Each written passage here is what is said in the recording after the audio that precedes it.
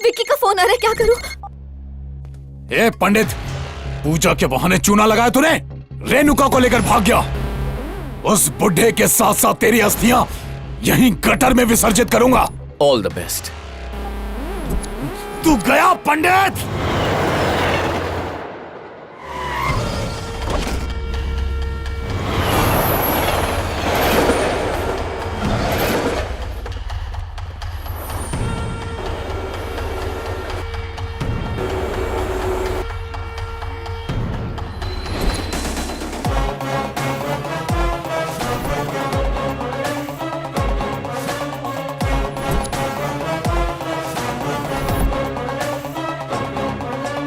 James,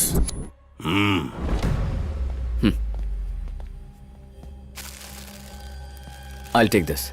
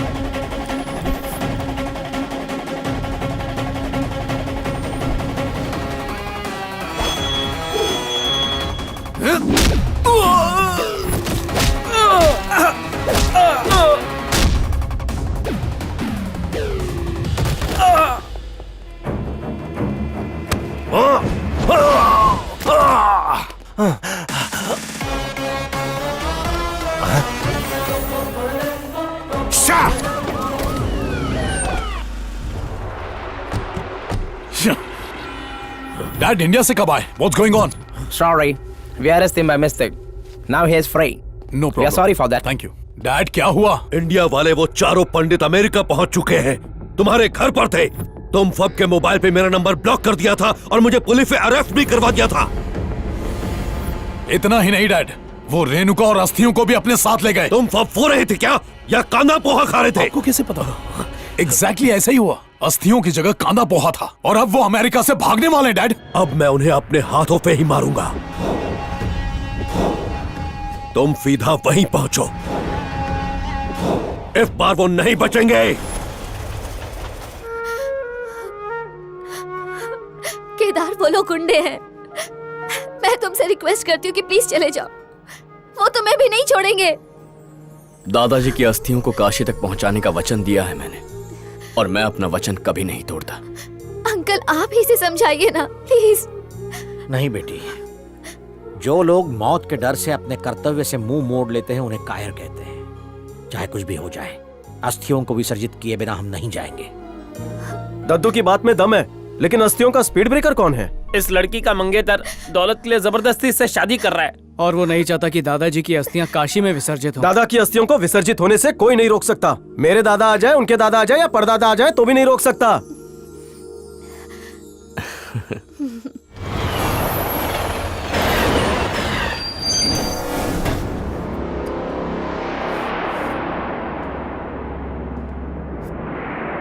इधर पंडित लोग बैठे थे ना, कहाँ गए?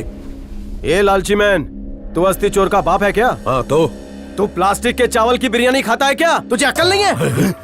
अबे तेरी अस्थियों को तू कहाँ फ्लश करने वाला है? कमोड में?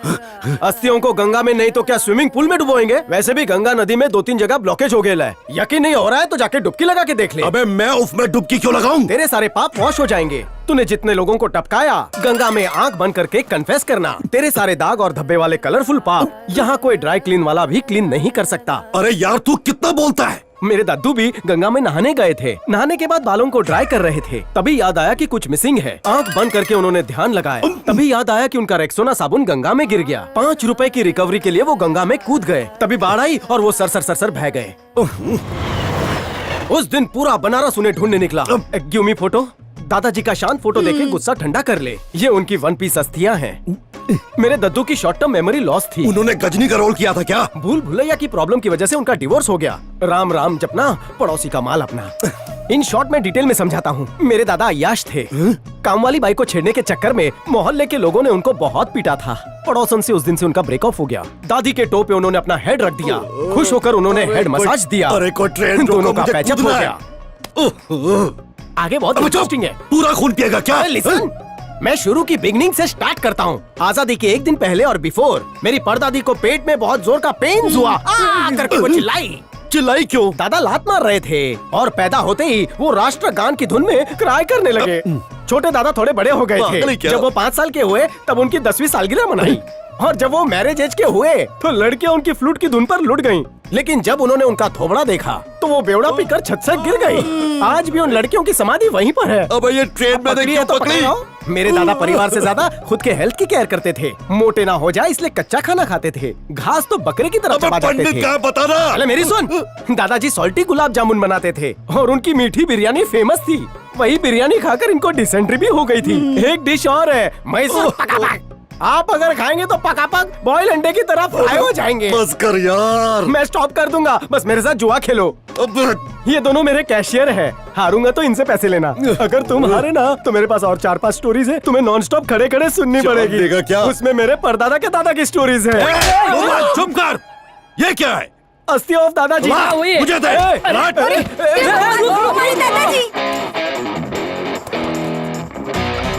अरे पकड़ो पकड़ो।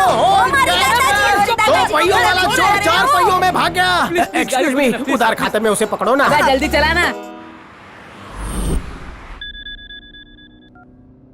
हेलो पुजारी साहब, मैं चलती हुई कार से दादाजी का पोता बंटी बोल रहा हूँ। अब क्या बाकी रह गया? उस लड़की के ससुर का नातिया आया था, मेरे दादाजी की अस्थियां ले गया। तुम्हें भी साथ ले जाना चाहिए था। चल बता कहानी जल्दी। उसे भी दादा चरितमानस सुना दिया। दादा, जिससे मेरा बीपी लो हो गया था, तुमने उसे भी वही कहानी सुनाई? बॉल टू बॉल वही सुनाई सर। आजादी से डे 1 बिफोर की बात है। मेरी दादी को पेट में पेनिंग हुई, वो दर्द के मारे चीख उठी। वापस सुनाओ। अरे पुजारी साहब, यहाँ मिला ऊपर मत मिलना। पैदा होते ही उन्होंने राष्ट्रगान गाया। अगर मेरे हाथ लग गया ना तो तेरा बिन पानी का अभिषेक करूंगा। आप अभिषेक करोगे, मैं आपसे हैंडशेक करूंगा। मुझसे क्या चाहता है बोल। मेरे दादाजी जिस पेंसिल से कहानी लिखते थे वो अंग्रेजों ने 5 करोड़ में खरीदी थी। उसी पेंसिल को अपनी नाक में डाल। चल फोन काटना यार। आरी नहीं है, फोन कैसे काटूं? अबे तू आरी से याद आया, मेरे दादाजी को नारी से प्यार हो गया था। लेकिन अब गाड़ी रुकाओ यार, मुझे नीचे कूदना है। दादाजी की नाड़ी निकाली और उसका झूला बनाकर झूलने लगी। फोन काट वरना तेरी जीप काट दूंगा। कहानी सुनिए, बहुत मजेदार है। हवन कुंड में डाल अपनी कहानी। काट। सर लिसन सुनिए। रो मत, फ्री की राइड का मजा ले। तेज चला। आजा। केदारी, उस गाड़ी में विक्की है। केदारी, हाँ गुरुजी। मुझे इंडिया की बहुत याद आ रही है। उसे मारने के बाद ही जाएंगे। जब बात। बहुत अच्छे। आज तो तू गया पंडित।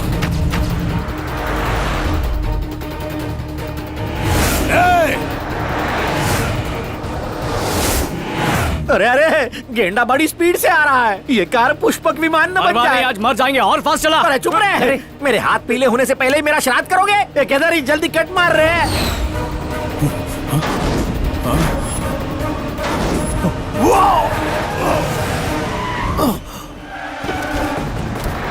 मुझे बहुत डर लग रहा है। मैं हूं ना, बिल्कुल मत घबराओ।